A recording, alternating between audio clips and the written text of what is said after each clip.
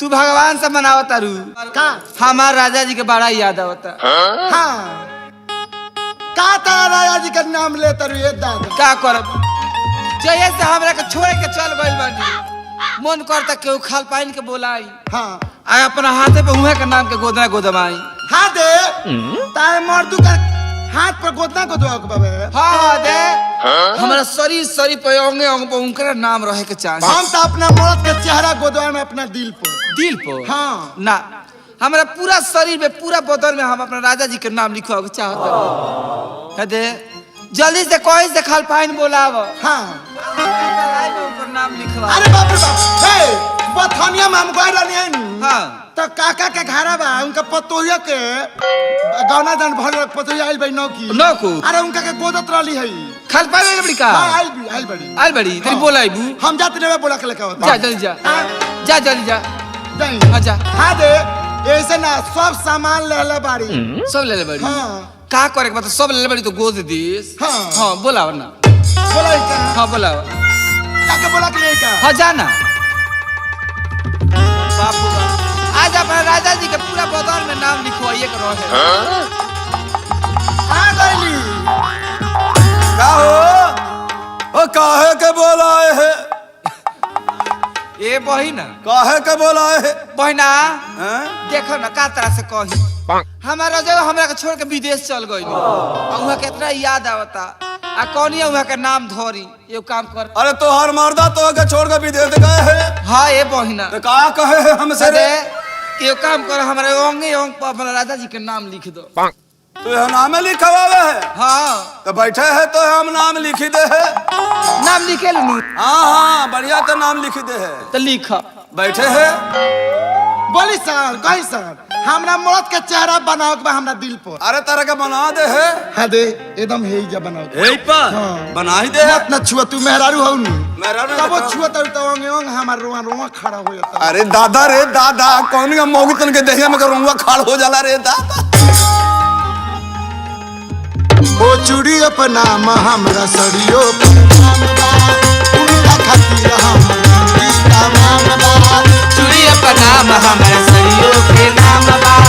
उनके खातिर हमर जिंदगी का नाम बा। ओ सरदा पूरा द मोरे मनावा के अरे सरदा पूरा द मोरे मनावा के गोदा गोदा खाली फाइल गोदा नामा से गोरे हथवा पे नाम सजनवा के गोरे हथवा पे नाम सजनवा के गोरे हथवा पे नाम सजनवा के।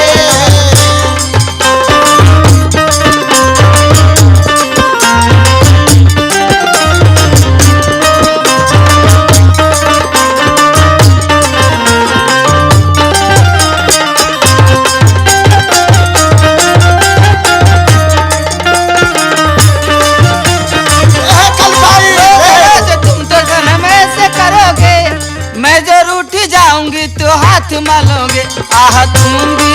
बड़ी चालाक हो मुस्कुरा के दिल बताती हो तुम भी बड़े चालाक हो मुस्कुरा के दिल कल भाई अब बोले है तारा तो अपने भातार से समास नहीं खेल हमार बता तो और खाड़ा है क्या ना हो ओ है खाड़ा है का मुछिया और बूढ़ा तार मर्दू है आऊ हमार मर्द खाड़ बड़े है दे चटकारे तू रखी रंगवा हो सैया दूर रह के रहिए हमरा संगवा हो चटकारे तू रखी रंगवा हो सैया दूर रह के रहिए हमरे संगवा हो ओ चटकारे तू रखी रंगवा हो सैया दूर रह के रहिए हमरा संगवा हो चटकारे तू रखी रंगवा हो सैया दूर रह के रहिए हमरे संगवा हो। अरे दे दब तोहरा के बढ़ा के रुपैया हमारे सबक से सदा कलैया ओ दे दब तोहरा के बढ़ा के रुपैया हमारे सबक से सदा कलैया शोभा बढ़ावा बदना के शोभा बढ़ावा बदना के गोदा गोदा खाली खाई गोदा नामा से गोरे हथवा पे नाम सजनवा के गोरे हथवा पे नाम सजनवा के गोरे हथवा पे नाम सजनवा के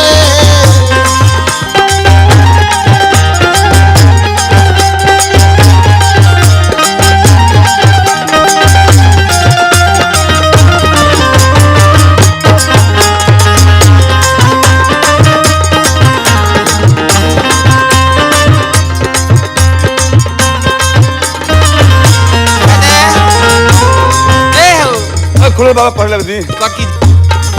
उतरा है का करबू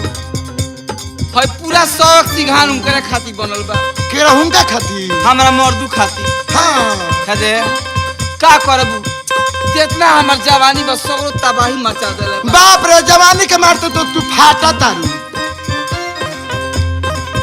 हमर लाली बाली बिंदिया का दरवा हो बाटे उनके लसरा हो सिंगारवा हो हमर लाली बाली बिंदिया का जरवा हो बाकी उनके लागी सर हो सिंगरवा हो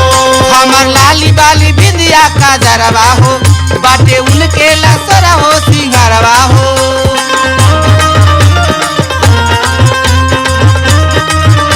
अरे हमार तू दोस्त हो बारू तू फ्रेंड चमका दो हमार हैंड हो देखी हो तो मोरा हाथ पेंड हो हमर हिंद हो बड़ी सेमेंड हो बारू तू फ्रेंड चमका दो हमार हैंड हो कस खुश मोरी देखी हंस पेंड हो मान जा तू हमारो कहानावा के हो मन तू हमरो कहानावा के गोदा गोदा खाली फाइन गोदा नवा तोरे हथवा पे